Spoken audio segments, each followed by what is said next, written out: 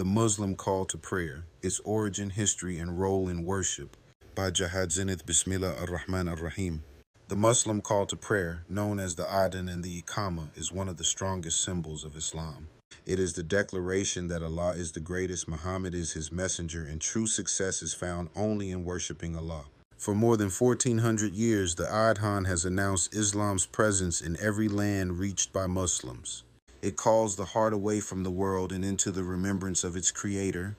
Before Islam, people of earlier religions also needed ways to gather followers for worship. In Judaism, the shofar was blown to call the community. In Christianity, church bells rang to summon people to prayer. In some ancient cultures, horns, drums, or fire signals were used.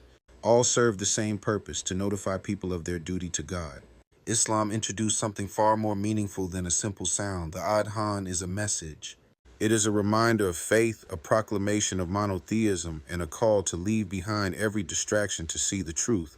It became the identity of Islam, instantly recognized anywhere in the world where believers gather. In the early days of Islam in Medina, the companions discussed how they should call believers to prayer. Some suggested using a bell like Christians or a horn like the Jews, but the Messenger of Allah rejected these ideas. Islam needed a unique identity and a call that carried its message. That night, Abdullah ibn Zayd, a close companion, saw a dream in which a man taught him the words of the Adhan. He rushed to the Prophet Muhammad to share the dream.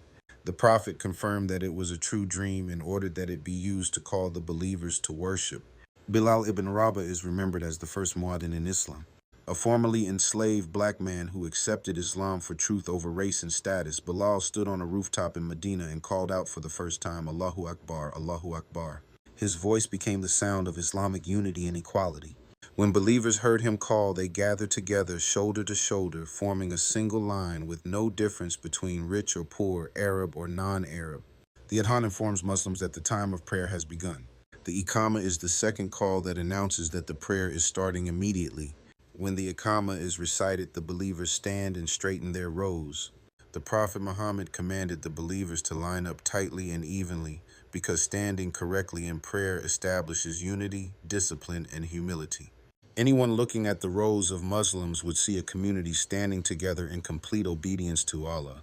The Quran commands Muslims to rush toward prayer when the call is made for the Friday prayer. The Hadith teaches that everything that hears the Adhan will testify on the day of judgment in favor of the one who called to prayer. The Prophet said that the muaddins will have the longest necks on the day of resurrection, meaning they will be raised high in honor and recognized by all. As Islam spread across the world, mosques were built, and the Adhan became the heartbeat of every Muslim community. From desert villages to the biggest cities, the same call is heard 5 times a day.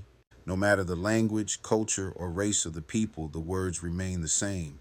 It is the only universal religious announcement repeated daily across the entire globe. Technology may amplify the Adhan, but the Sunnah is for a believer to raise his voice and call others to worship. The Adhan interrupts business, conversation, sleep, and entertainment to remind people of what truly matters.